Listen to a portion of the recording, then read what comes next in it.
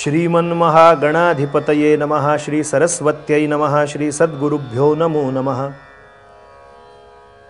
औदुम्बरः कल्पवृक्षः कामधेनुश्च संगमः चिन्तामणि गुरोः पादौ दुर्लभं भुवनत्रये कृते जनार्दनो देवस्त्रेतायां रघुनन्दनः द्वापरे रामकृष्णौ च कलौ श्रीपादवल्लभः अवधूत चिंतन श्री गुरुदेव दत्त श्रीपाद श्रीवल्लभ श्रीमन्नृसिंह सरस्वती स्वामी महाराज की जय। श्रीमद वासुदेवानंद सरस्वती स्वामी महाराज की जय। श्री गुरुदेव दत्त दत्त दत्त।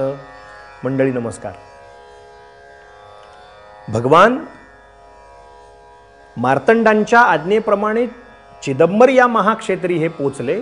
या चिदंबर क्षेत्राचा इतिहास सुद्धा या निमित्तानं आपण जाता जाता पाहिलाय। राजाच्या सुवर्ण चक्रवर्ती राजाच्या निमित्तानं झालेलं चिदंबर हे जे महत्त्वाचं स्थान आहे, या स्थानाचा इतिहास सुद्धा आपण जाता जाता अवलोकन केला।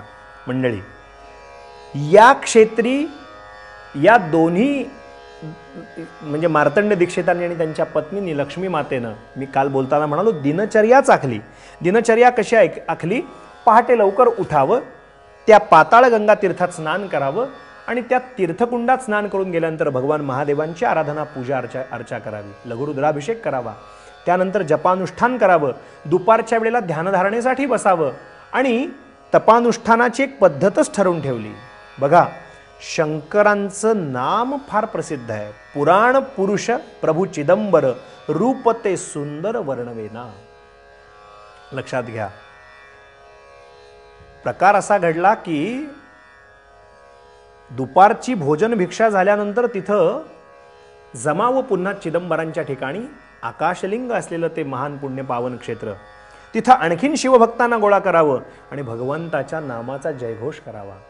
रोज शिवनामाचा जप करावा। शिवचिदंबर शिवचिदंबर शिवचिदंबर म्हणजे काय? चिदंबर या मोठ्या क्षेत्राला बसले होते। ओम नमः शिवाय, ओम नमः शिवाय, ओम नमः शिवाय, ओम नमः शिवाय। सांब सदा शिव, सांब सदा शिव, सांब सदा शिव, सांब सदा शिव, नाम मुखी राहो मनुजा, नाम मुखी राहो। सर्वांना घेऊन म्हणायचे, ओम नमः शिवाय, ओम नमः शिवाय, ओम नमः शिवाय, ओम नमः शिवाय। हर हर शंकर नाम शिवाचे, हर हर शंकर नाम शिवाचे, घेता निशिदिनी आपुले वाचे, घेता निशिदिनी आपुले वाचे, भय नुरले त्या जाण भवाचे, भय नुरले त्या नाम भवाचे, नाम मुखी राहो मनुजा, नाम मुखी राहो।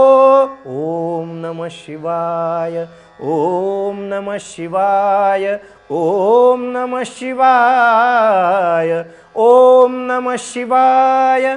नमः पार्वती पते, हर हर हर महादेव।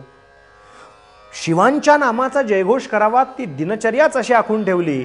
एक दिवशी मंडळींना आपल्या सांगितलं, पत्नीला आपल्या सांगितलं, म्हणाले, मी जातो शिवालयामध्ये, ध्यानाला बसायची वेळ ठरलेली होती।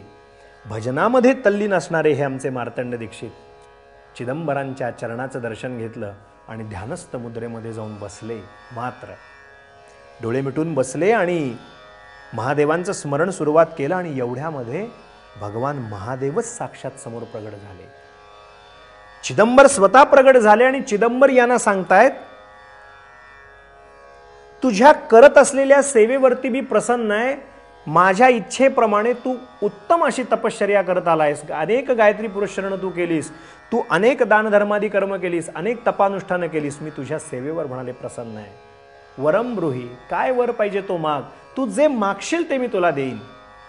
दत्त संप्रदायातला दत्तावतारी असा शिवस्वरूप असलेले भगवान शिवचिदंबर त्यांच्या पोटी जन्माला येणार होते. देवांना इच्छा होती की आता यानं मागावं, म्हणून तर यांना चिदंबर क्षेत्राला पाठवलं होतं. भगवान महादेवांना पाहिलं, ते व्याघ्राजीन परिधान केलेलं ते गजचर्म आणि ते हातामध्ये त्रिशूळ. आपण महादेवांचं एखादा चित्र जरी पाहिलं तरी सुद्धा आपलं मन प्रसन्न होतं. सज्जन हो, काय प्रसंग घडला. महादेवांना पाहिल्यावर भावविभोर स्थितीमध्ये जाऊन पोचले. प्रसंगच मोठा विलक्षण असा घडला की महादेवांना पाहता क्षणी चित्तवृत्ती जागा झाल्या आणि डोळ्यातनं घळघळ पाणी आलं. महादेवांच्या पायावर चरणावरती नतमस्तक झाले. महादेव म्हणतात, वरमगृही, काय पाहिजे ते मागून घे, तू जे मागशील ते मी तुला द्यायला तयार आहे. त्यांनी सांगितलं, महाराज मी न मागता तुम्ही आज मला जे माझ्यावर दर्शन तुमचं जे महत्त्वाचं दिलं त्याच्यावरच माझं कृपा झाली. शं करोती इति शंकरः. शम म्हणजे कल्याण करतात, त्यांचं नाव शम करोती इति शंकरः. माझं कल्याण म्हणाले, फक्त आयुष्याचं करा. एवढी प्रार्थना महादेवांच्या चरणाशी केली. महादेव म्हणतायत, चिदंबर म्हणतायत, हे सगळं ठीक आहे हो, परंतु तुम्ही कशासाठी तपश्चर्याला आलाय दोघं नवरा बायको इथं, ते मागा. मग शिवांनीच आठवण करून दिल्यानंतर यांनी मागितलं. ते म्हणाले, महाराज तुम्ही आमच्या पोटी जन्माला यावं, असं काहीतरी आता करा. तुमचे कृपाशीर्वाद होऊ द्या, आमच्या पोटी तुम्ही जन्म घ्यावा, ही तुमच्या चरणी मागणी आहे. तथास्तु म्हणून मुखातनं शब्द गेला आणि काय सांगितलं, मी तुमच्या पोटी जन्माला येईन, परंतु तुम्हाला काही खुणा सांगून ठेवतो. मीच तुमच्या पोटी जन्माला आलोय हे तुम्हाला कसं कळेल. आता मला महाअवतार घ्यायचा आहे. महास्वामी चिदंबर महास्वामी या रूपानं मला अवतार घ्यायचा आहे भूलोकामध्ये. तो कसा घेईन त्याची साक्ष तुम्हाला मी सांगतो. ते म्हणाले, भक्ताची इच्छा करावया पूर्ण देती वरदान चिदंबर. चिदंबर क्षेत्रातच होते ते. चिदंबर म्हणजेच महादेव आशीर्वाद देत आहेत कोणाला, मार्तंडांना. काय आशीर्वाद दिला की मी तुमच्या पोटी आता जन्माला येईन, तथास्तु म्हणून वर दिला. आणि काय सांगितलं, धर्मस्थापनेसाठी मला जो अवतार घ्यायचा आहे तो अवतार म्हणाले मी आता तुमच्या पोटी घेईन. पहिली गोष्ट. दुसरी गोष्ट, मी तुमच्या पोटी तुमचा पुत्र म्हणून अवतरेन. त्यावेळेला जन्मतःच माझ्या उजव्या कानामध्ये बिल्वदल असेल. आपण बेलाचं पान वाहतो ना महादेवांच्या पिंडीवर, ते जन्मताच माझ्या उजव्या कानामध्ये नाजूक सुकोमल असं एक बिल्वदल असेल आणि त्याच्यामध्ये आत मंत्राक्षता सुद्धा उजव्या कानामध्ये तुम्हाला दिसतील. ती खूण लक्षात ठेवा.